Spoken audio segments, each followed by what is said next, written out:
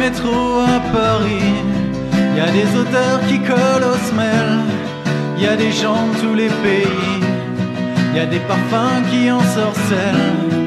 Dans le métro à Paris, y a des clodos qui parlent tout seuls.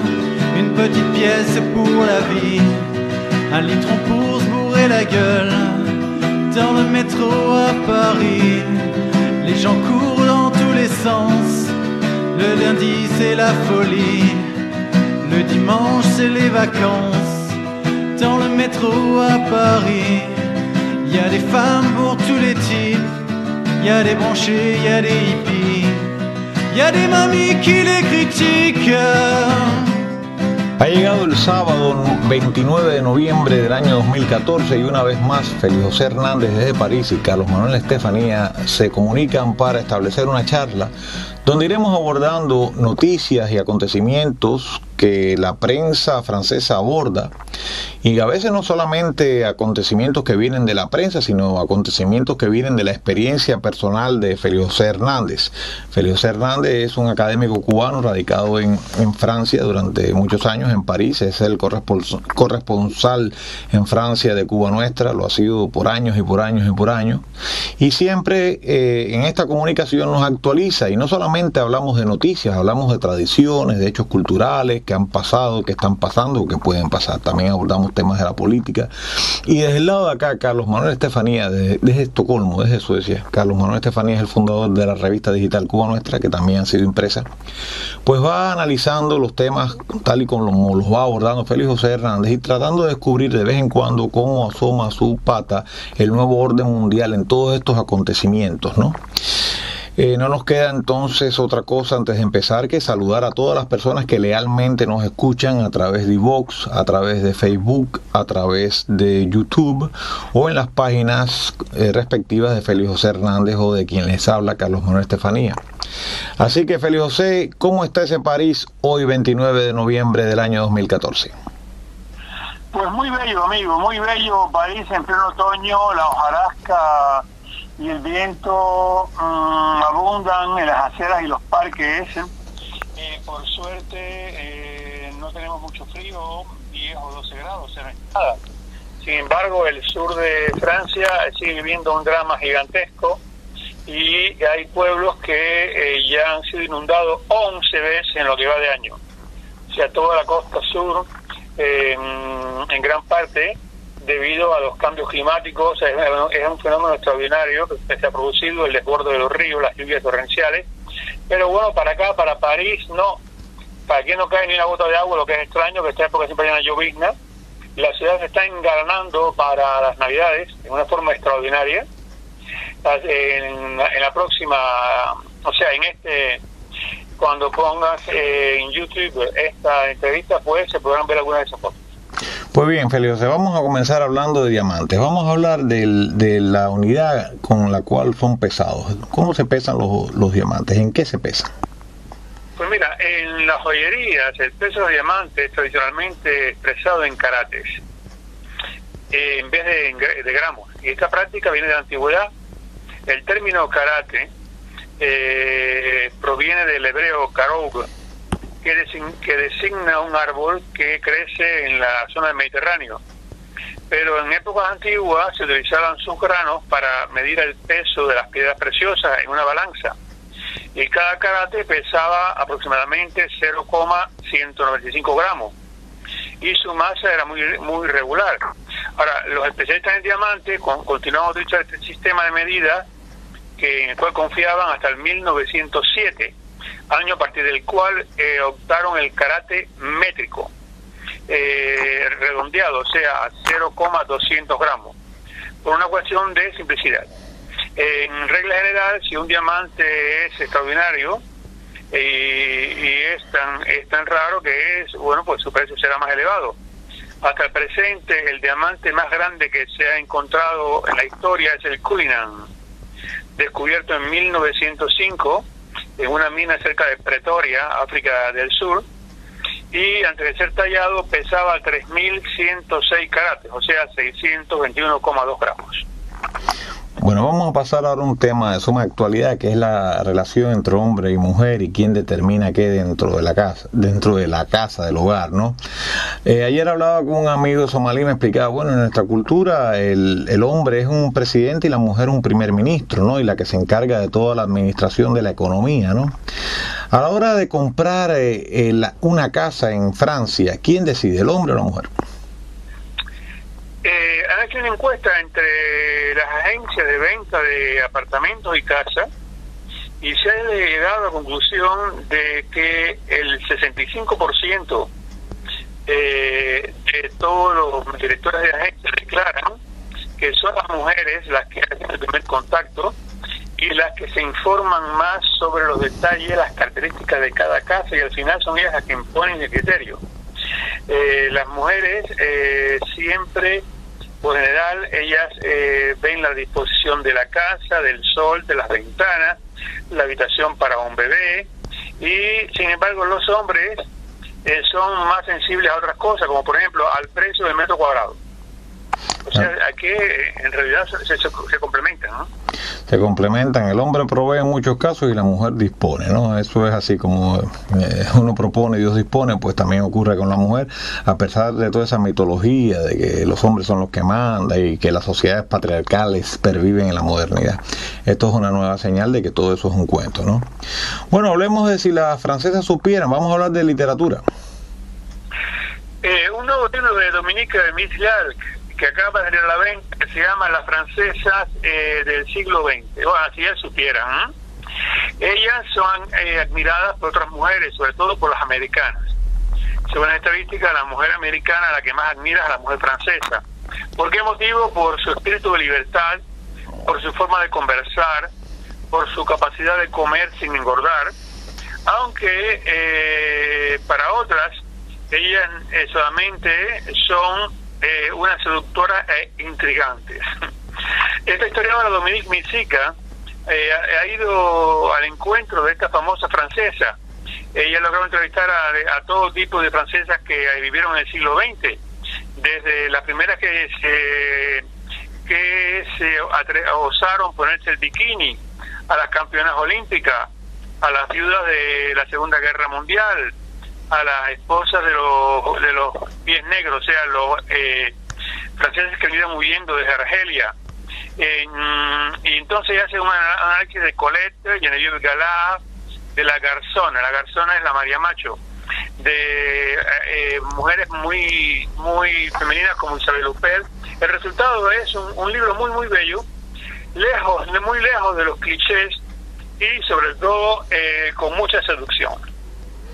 Bueno, dejemos esta literatura, no voy a meterme mucho en el modelo de mujer que exporta a Francia, ¿no? Porque creo que está muy impregnado de feminismo. Es asombroso que Francia, siendo un país en sentido general católico, aunque hay mucha influencia protestante, sea una especie de paradigma de la mujer feminista, ¿no? Yo lo veo en las series españolas donde se presenta a Francia precisamente, y a las francesas en particular, como un dechado de libertad, que a mí a veces la libertad me parece que es una palabra que encubre más bien la falta de compromiso con una pareja, ¿no?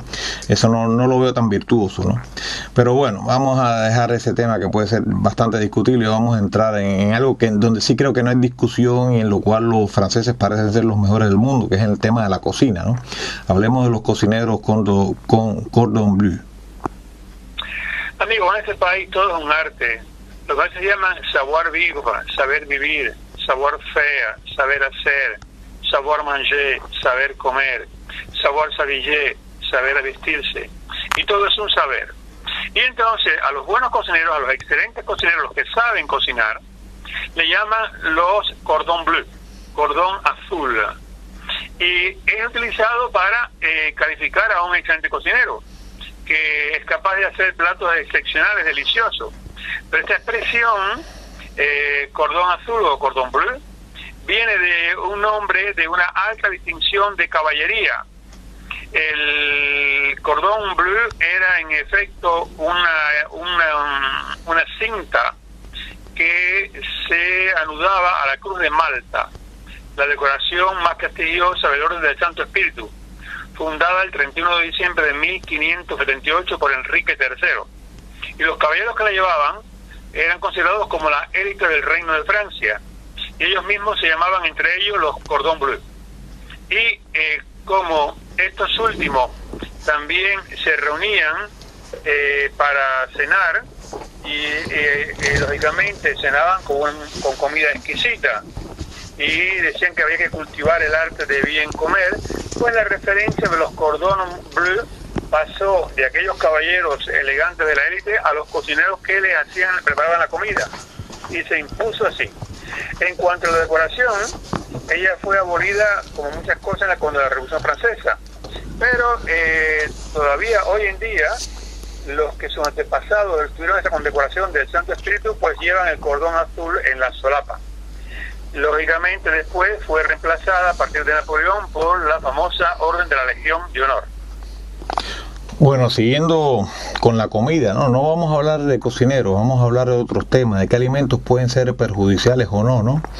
Yo estoy leyendo ahora un libro muy interesante, se llama La amenaza contra tu cerebro, ¿no? Es la traducción sueca, es un autor norteamericano, por lo menos el libro aparece en Estados Unidos primeramente, él se llama David Perlmutter, algo así, ¿no?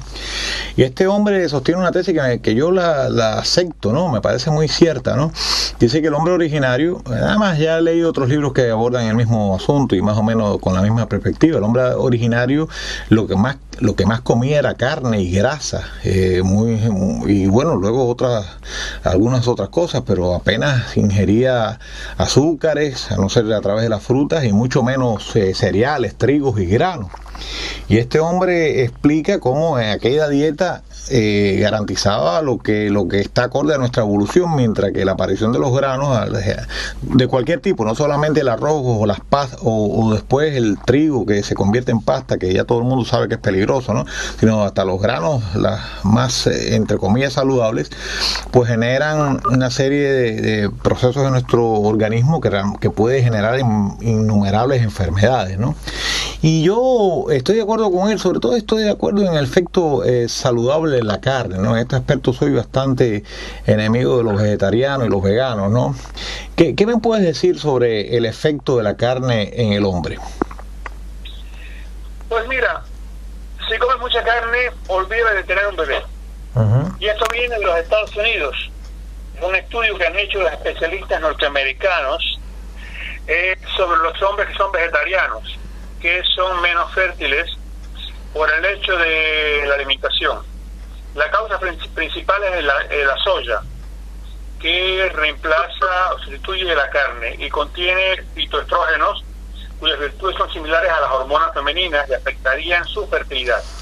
Según el estudio, los hombres que quieren tener hijos deben dejar de alimentarse con soya por lo menos 74 días antes de procrear, que es el tiempo en el cual se pueden fabricar por el ser humano, por el hombre específicamente, los espermatozoides. O sea que si no comes carnes, entonces puedes olvidarte de ser padre. Hay que comer carne y evadir un poco la soya, que además no es ni tan siquiera la poca soya que comían los asiáticos, porque a veces se apela a que la soya es muy común en la dieta asiática, pero era otro tipo de soya. No era una soya transgénica, ni tan concentrada ni tan aumentada como la que consumimos en forma de estos sustitutos de la carne. Es bueno que estés dando la alerta, ¿no? La carne sigue siendo importantísima, ¿no? Porque un estudio de la soya impide la reproducción de los espermatozoides, por tanto no puede tener.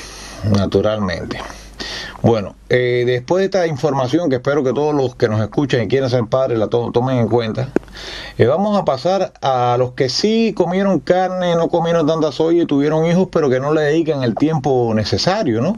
Porque por lo que me contabas antes de que comenzáramos esta charla, 1 hora a la semana para jugar con los niños es lo que tienen los padres por allá. El 80% de los padres consagran más de 1 hora, 1 hora y pico, a la semana para jugar con sus hijos. Es un momento que se pasa bien y por lo general el 77% lo hace con una actividad deportiva. El 64% una salida al cine, una salida a un parque, etcétera. Y el 38% lo hace cuando le dice a los niños, ven, ayúdame a cocinar.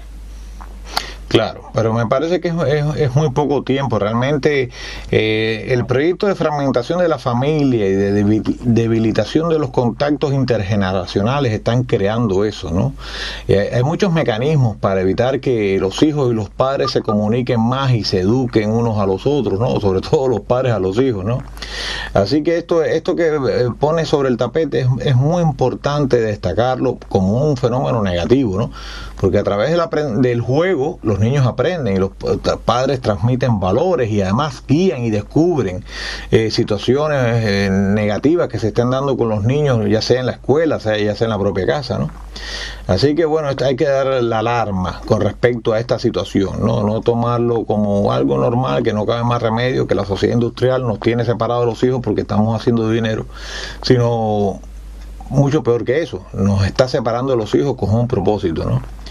Bueno, de estos padres que no juegan con los hijos, después tenemos los jóvenes que abandonan las escuelas, que es parte de lo mismo, porque estos niños que no están guiados, que no están comunicados, que están perdiendo valores, pues a su vez tienen que enfrentarse a los retos de una escuela que muchas veces casi que los estimula a no aprender y a dejar la escuela. A ver, cuéntame de los millones de jóvenes que abandonan las escuelas. 7,5 millones de jóvenes en el 2013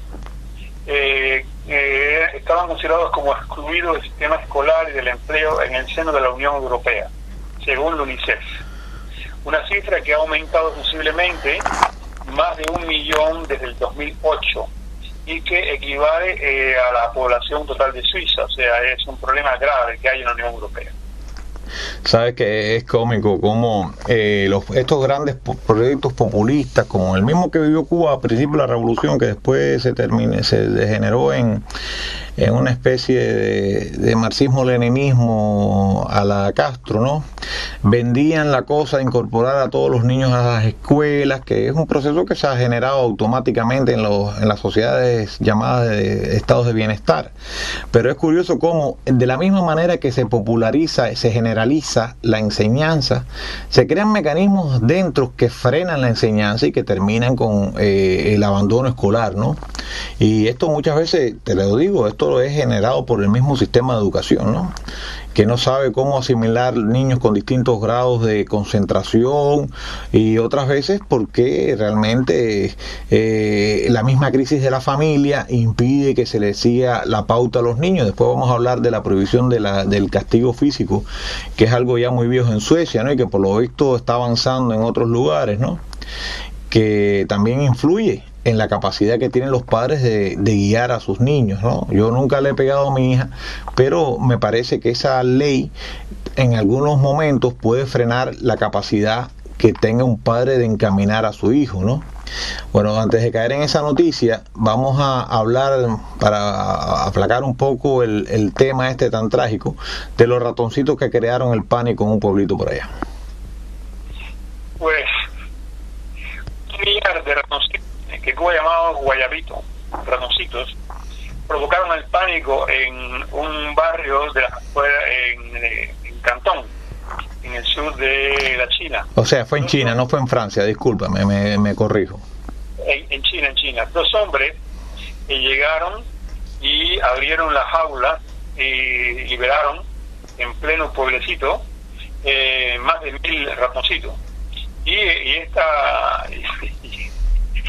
este ejército de roedores provocó una especie de película de catástrofe natural entre el centenar de habitantes de este pueblito de Cantón. Salieron por los campos, por las calles, subían por las paredes, por las casas, por los tejados, por todas partes, y el pánico fue total. Mucha gente abandonaba incluso las casas, salió huyendo, abandonaban los coches. Fue algo desastroso y de mal gusto, explicó uno de los campesinos a Gugan Sondale, del periódico de Cantón.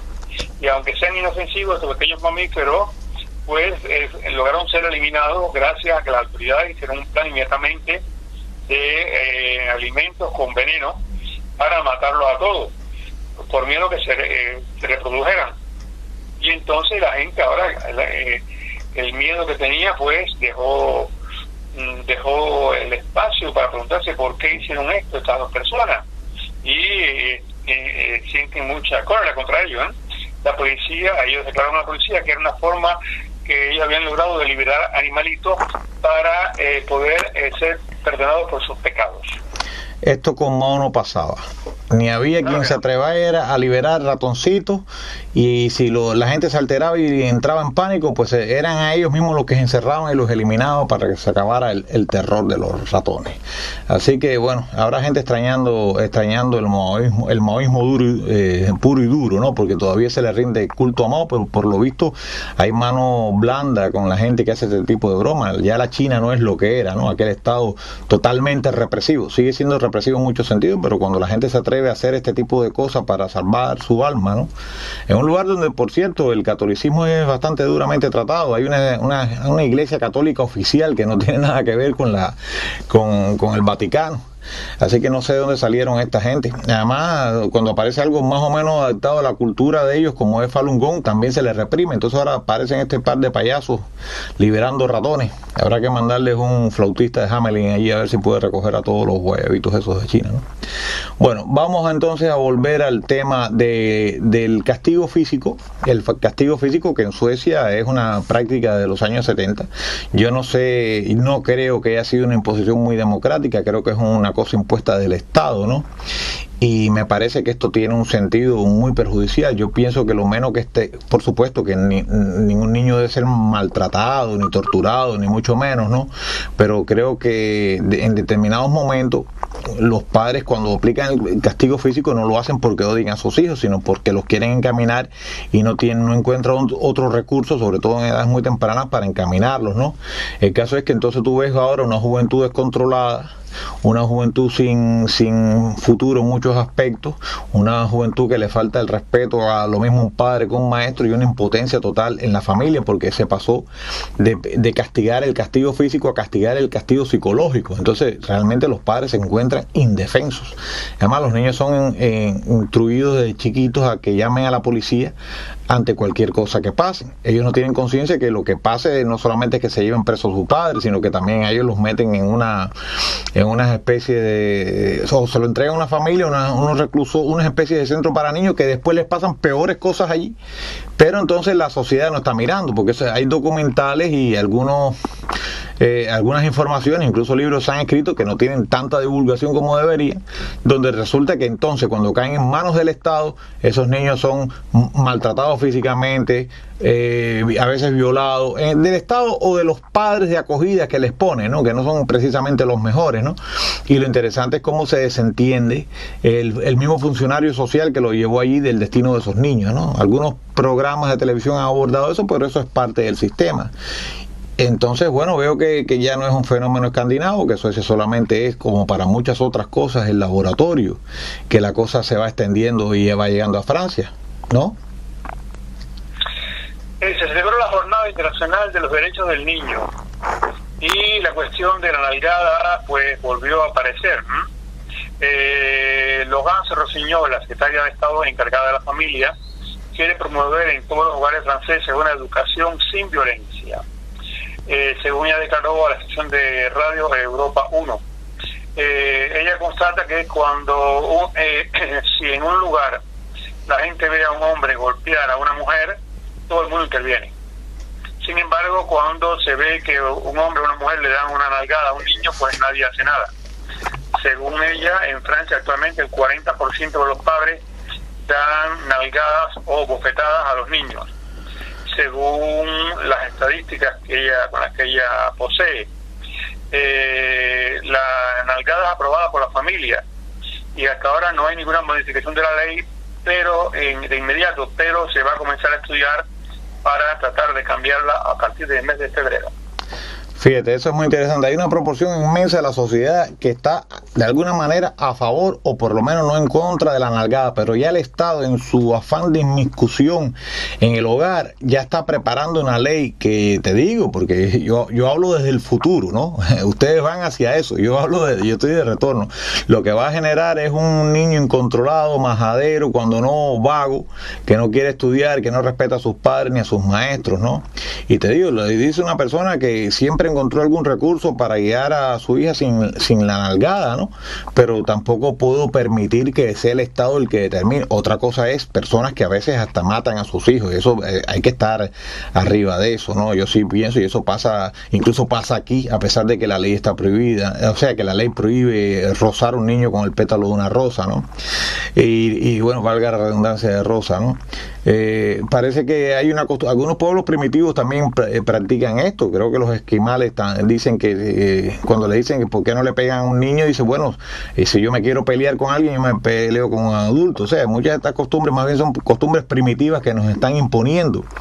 Y con respecto a la violencia, hay mucha hipocresía en eso. Ahora hace poco hay una campaña universal donde tiene unos, por lo menos en España lo he visto, que tienen a los hombres pintándose los labios de rojo como una manera de concientizar la lucha contra la agresión física a la mujer, etcétera, etcétera, etcétera. Bueno, resulta que en un pueblo de España pusieron una ley para que la violencia de género fuera contemplada también en las parejas homosexuales, que ya se casan y que se supone que son idénticas a las heterosexuales. Pues bueno, las feministas que tanto protestan contra la violencia contra la mujer, pues están en contra de eso. O sea, que si una lesbiana le quiere, un marido de lesbiana le quiere entrar a golpes a su esposa lesbiana, pues ahí no va a haber ningún tipo de injerencia particular del Estado, ¿no?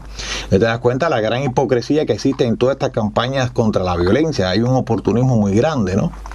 Así, y qué decir de todo lo que se dice acerca de que las personas tienen derecho a elegir su sexo.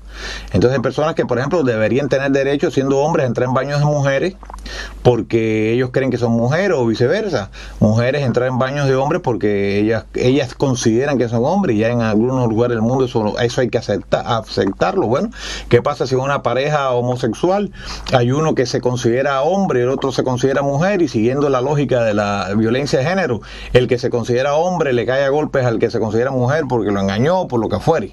No, ahí no funciona entonces la llamada violencia de género. Y así mismo va a pasar con esta historia de la nalgada con los niños, ¿no? Y fíjate, va a ser una cosa impuesta por el poder, no una cosa elegida, no algo que ha salido del pueblo que considera que eso afecta a los niños, etcétera, etcétera, etcétera. Pero la noticia se da así y nadie la comenta críticamente. Eso es lo triste de los medios de comunicación, ¿no? Que la crítica está muy estructurada, muy parcializada, muy especializada, ¿no? Al mismo tiempo que en las escuelas les enseñan a los niños a tener críticas sobre las normas, que son las normas heterosexuales, las normas reproductivas, pero las otras no, las otras, las que les interesa al Estado, a esas no hay que criticarlas. Bueno, pasando de la nalgada condenada, que ya se está preparando la condena por ley en Francia, como pasa en Suecia desde hace años y posiblemente en otros países escandinavos, vamos a hablar de los servicios sanitarios en todo el mundo. Mira, el tema pudiera provocar risa, pero es triste. Es muy serio. Las Naciones Unidas celebraron la segunda jornada mundial de las toilettes, o sea, de los servicios sanitarios. Y hay una evidencia, y es que es un combate terrible. En el 2014, estamos en el siglo XXI, existen en el mundo 2.500 millones de personas que no tienen acceso a una instalación sanitaria decente y están obligadas a hacer sus necesidades fisiológicas al aire libre, con las consecuencias que eso puede implicar para su salud. Cada día 2.000 niños en el mundo de menos de 5 años mueren a causa de las diarreas debido al agua contaminada por los excrementos. Pero la ausencia de servicios sanitarios decentes también puede engendrar problemas de seguridad, en particular para las niñas. Según las Naciones Unidas, existe una unión entre la violencia y los abusos sexuales en los campos y en los barrios marginales, donde los niños tienen que ir afuera, al medio, a la hierba, etcétera, para hacer sus necesidades fisiológicas.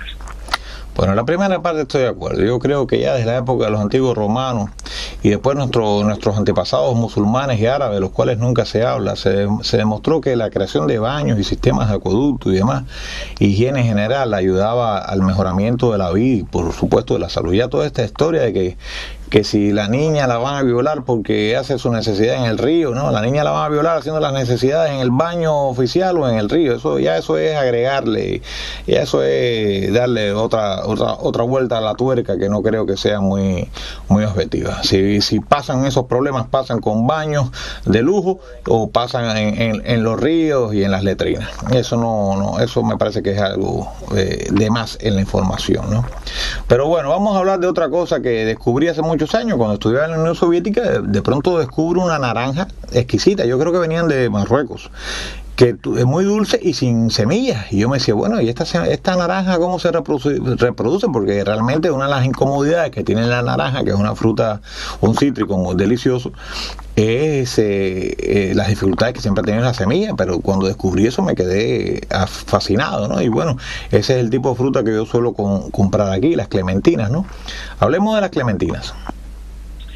La clementina debe su nombre a su inventor, Vital Rodier, más conocido como el padre Clemente, de Père Clément. Este monje agrónomo francés en el siglo XIX, miembro del Instituto de los Hermanos de Nuestra Señora de la Anunciación, se ocupaba del jardín y de las plantaciones del orfelinato de Misergan, un pueblo argelino de la región de Orán. Y es aquí que el especialista en botánica, Louis-Charles Travaux, que presidía la Sociedad de Horticultura de Argelia, trató de hacer un cruce entre un árbol de mandarinas y un naranjo. Su experimentación dio nacimiento a una nueva fruta azucarada, sin semilla y más fácil de pelar que la mandarina. Y esta nueva fruta provocó la alegría de los niños del orfelinato. Primero se le llamó mandarineta y después finalmente lo bautizaron como clementina en homenaje al padre Clemente, este hombre de iglesia, y a la iniciativa de Louis-Charles Travaux. La clementina se obtiene por hibridación como otros tipos de frutas. Interesante la historia y interesante conocer el nombre de esas dulces y comodísimas clementinas. Entremos en el tema de las nacionalidades en la Unión Europea. Pues 818.000 personas, nada menos, han adquirido una de las 28 nacionalidades de la Unión Europea en el 2012. Y estas cifras fueron publicadas ayer por la Oficina Europea de Estadísticas, Eurostat. El Reino Unido de Gran Bretaña fue el país que más naturalizó 193.900 nuevos ciudadanos. El segundo fue Alemania, 114.600, y el tercero Francia con 96.100. Bueno, yo me imagino que esto tenga alándose los pelos a los movimientos identitarios. Yo sigo uno en España que hace un periódico que, de la misma manera que me parece que hay cosas que criticarles, porque yo no comparto por esa especie de xenofobia que practican, bueno, a su vez hacen críticas al sistema que son objetivas, ¿no? Pero bueno, la parte esta de el terror que sienten grupos generados en todos los países europeos por la aparición de elementos exóticos, ¿no? Que ahora también son ciudadanos, aunque a veces hay mecanismos donde, a pesar de la igualdad de ciudadanía, se mantiene el racismo y la discriminación estructural, ¿no? Que va más allá de ese documento que en teoría nos iguala a todos, ¿no? Me imagino que esto creará tremenda crisis en los movimientos identitarios que se han fortalecido mucho. Yo ahora hace poco publiqué un artículo en un periódico musulmán que se hace en España que se llama Islam Hoy, sobre el caso de los llamados demócratas suecos, ¿no? Que al final es un movimiento político que oculta otra agenda, es la reivindicación de la zona de Escania, que fue anexada a sangre y fuego a Suecia hace ya casi 2 siglos o más de eso. Entonces, bueno, me imagino que ahora estarán aterrorizados con este incremento de ciudadanos, después que Europa lanzó a su gente a colonizar el mundo entero, que se apropió de la riqueza del mundo entero, que invadió, mató, reprimió y explotó y aniquiló gente de todas partes del mundo. Pues ahora se molesta porque esa gente de alguna manera se cobre viniendo aquí y trabajando en los trabajos que nadie quiere hacer, ¿no? Bueno, dejemos la nacionalidad y vamos a hablar precisamente a propósito de la expansión europea por el mundo. Nunca se me olvida la foto de dos hermanos pegados, dos niños asiáticos, ¿no? Que procedentes de Siam, que parece haber, yo creo que he leído en algunas ocasiones las biografías y las vidas de estos niños, ¿no? Que siempre, o que parece que fueron los que dieron nombre a ese extraño fenómeno que es que nazcan gente pegada, ¿no? Háblanos más en detalle del fenómeno de los hermanos siameses. Yo recuerdo de niño que yo vi la película El Rey y yo, con Jules Briner, sí, que desarrollaba en el reino de Siam. Y entonces cuando le pregunté a mi maestra, Pepita Menéndez, señorita, ¿dónde queda Siam? Me dijo, abajo de China. Recuerdo aquella palabra, abajo de China. Y el día que yo llegué a Tailandia, uh-huh. Sí, a Tailandia, yo dije, mira, estoy en el reino de Siam, qué cosa más maravillosa. ¿Quién me le iba a venir a decir? Yo, campesino de un pequeño pueblito, de una isla perdida en el Caribe, que yo iba a llegar un día a Siam. Pero bueno. Tengo lo que tenía que tener. Exactamente. Los gemelos que están unidos por alguna parte del cuerpo, se le llama los siameses. Y este término apareció en el siglo XIX en referencia a unos hermanos que estaban unidos y habían nacido así y se convirtieron en celebridades. En efecto, se llamaban Chang y Eng. Eran originarios del reino de Siam, que es el antiguo nombre de la actual Tailandia, cuyos habitantes eran llamados todos, en vez de ver como hoy los Thai, los tailandeses, los siameses. Y desde su nacimiento en el año 1811, estos dos hermanos compartían el hígado y el esternón. A los inicios del año 1830 eran exhibidos como curiosidades por un comerciante en un circo, una práctica que en aquella época no era rara, hoy en día es horroroso, ¿eh? Y así integraron una especie de zoológico humano junto con la mujer de la barba, etcétera, y viajaron por toda Europa y los Estados Unidos. En los espectáculos, entonces se llamaban los hermanos siameses, pero se quedaron a vivir en los Estados Unidos en el 1839 hasta que murieron en el 1874, y a continuación se llegó a hablar de ellos mucho porque, y ahí es donde yo no comprendo cómo pudo ocurrir esto, ambos se casaron con dos hermanas. Sí, yo siempre he pensado en eso, que cómo pudo, yo sabía que se habían casado, ¿no? ¿Qué relación tendrían esas, cuando hicieran el amor con uno pegado al otro y la hermana con la otra? Es una cosa un poco retorcida, ¿no? Fíjate, si tú ves el hígado por el costado, el hígado, un hígado común y unidos por el esternón, bueno, pues se casaron y tuvieron nada menos que 22 hijos. Eso es una cosa asombrosa. Vivir para ver, amigo, vivir para ver. Sí, la historia de ellos es muy curiosa. Y bueno, también curioso e interesante es hablar del Art Nouveau en las entradas del metro parisino, y después vamos a hablar de un bebé o de bebés. Empecemos con el metro parisino antes de pasar a los bebés. Las entradas del metro están decoradas con una ornamentación metálica y con una pancarta también metálica, pero muy bella, estilo Art Nouveau, lo dice Metropolitan. Son los más antiguos de París. En el año 1902, cuando se construyeron las primeras líneas de metro, hubo un concurso que se organizó para cómo decorar las entradas del metro, y fue nada menos que Héctor Guimard, un arquitecto de 35 años, que ganó el premio, y así pudo imponer su arte nouveau, estilo que estaba muy a la moda en esa época, y vistió las 130 estaciones con diferentes tipos. La mayoría está rodeada por una especie de balustrada en hierro forjado y ornado por unos globos de cristal color naranja, y algunas incluso están sobre ellas, hay una estructura de metal o de cristal que todavía se pueden ver, por ejemplo, en el metro Abella o en el metro Portofino. Pero las más impresionantes desaparecieron desgraciadamente hoy en día, porque él había hecho, yo lo he visto en fotografías de la época, etcétera, y en grabado, había hecho formas de pagodas, eran unas pagodas, y tú entrabas a través de ellas. La que había sobrevivido se encontraba en el metro Bastilla hasta el año 1962. Actualmente quedan 86 entradas de metro diseñadas por Héctor Guimard, y sobre todo las entradas de los principales que están cercanas a los principales monumentos históricos franceses. Y con respecto a lo demás, 381 bebés nacidos en París el año pasado fueron nombrados Gabriel.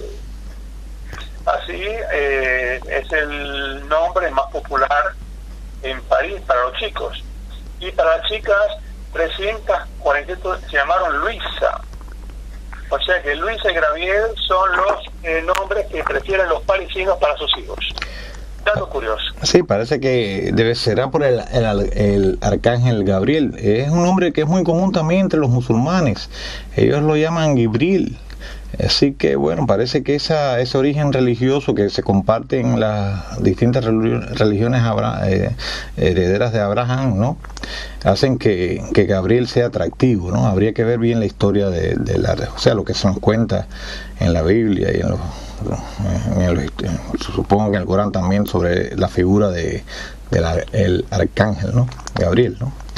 Bueno, vamos a pasar del nombre de estos bebés, vamos a desplazarnos en la geografía y vamos a llegar a la nueva isla que se ha formado en el río Hudson.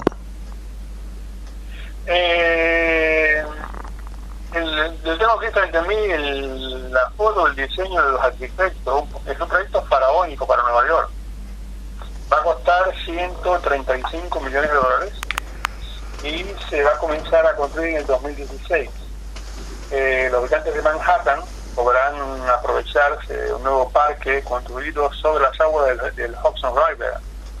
Tiene una superficie de 2,7 hectáreas y va a reposar sobre 300 pilares de hormigón armado en forma de hongo. O sea, está el pilar que encaja en el fondo del río y después se abre arriba en forma de un hongo, y habrá todo un espacio de bosque dentro del cual habrá 3 salas de espectáculo, un anfiteatro de 800 plazas y una reserva marina con peces.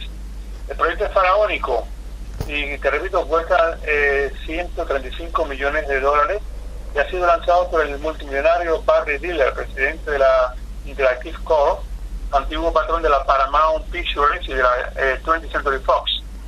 La construcción del parque va a comenzar en el 2016 y la transformación de las orillas del Hudson en un espacio dedicado a las artes y a la comunidad va a aportar una nueva energía y nuevos visitantes a esta zona, según declaró en New York su alcalde Bill de Blasio. Bueno, por lo menos en esto, además de que se creará una obra monumental, se generará empleo y se moverá el dinero, ¿no? Que no es lo que pasa con el pizzero que paga con pizzas a su abogado. El juicio en la ciudad de Aix-en-Provence va a estudiar un caso especial, el de un cliente que paga a su abogado con pizza. El asunto pues se remonta hace algunos meses, cuando el periódico La Provence, después de la usurpación de identidad de la cual fue víctima el pizzaiolo, o sea, el dueño del restaurante de las pizzas del pueblo de Vaucluse, llamó a un abogado para que lo defendiera, pero dijo que no tenía dinero y que lo que podía hacerle era mandarle 2 pizzas gratuitas diarias durante 6 meses.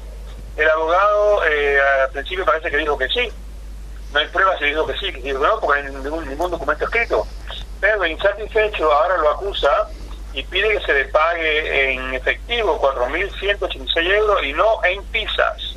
Él quiere el dinero constante, pero el pizzero dice que no, que le dijo que sí.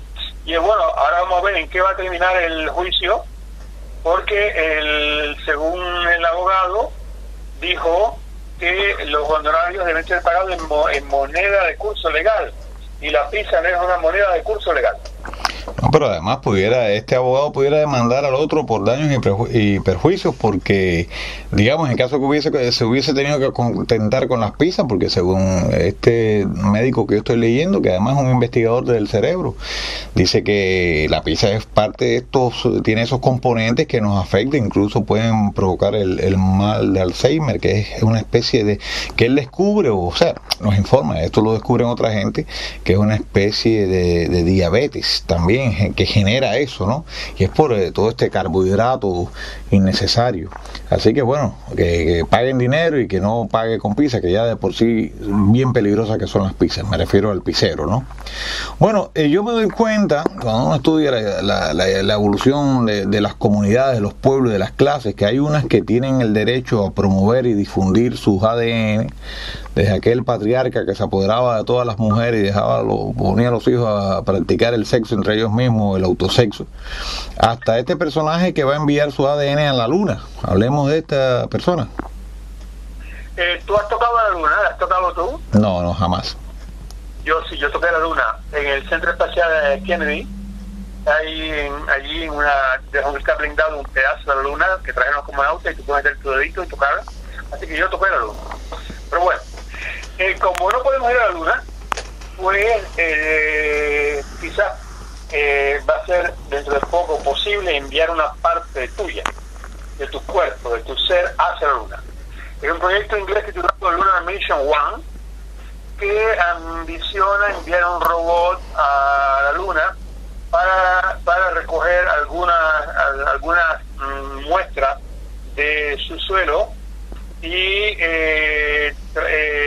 para poder financiar esta misión a través de Kickstarter, una empresa, se ha propuesto que hay una cápsula que se vaya a hundir en el suelo de la luna, enterrada, y por la módica suma de 60 libras, o sea, 75 euros, podrás enviar tu ADN a través de un cabello. Puedes mandar un cabello tuyo, 75 euros, y él terminará en la luna por la eternidad. ¿Te imaginas qué maravilla?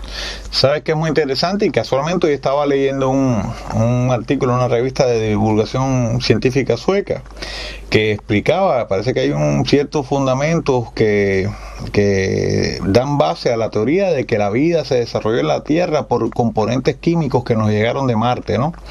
Entonces, bueno, nadie sabe si con este juego mañana, incluso en el caso de que desapareciera la vida del planeta Tierra, pues evolucionara la vida en la Luna gracias a este tipo de envío de ADN.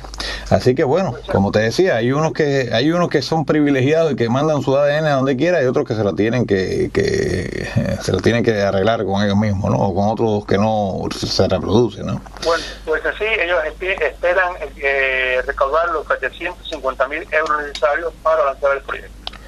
Pues bien, hablando de recaudar dinero y recuperar quizás el dinero, ¿no? Vamos a tratar esta nueva práctica que me parece muy curiosa, de la gente que pierde el vuelo, o que pierde no el vuelo, sino que pierde la pareja que les va a acompañar en un vuelo, y que trata de solucionar el problema de una manera muy curiosa, buscando a alguien con el mismo nombre de su compañero, ¿no? O compañera, ¿no?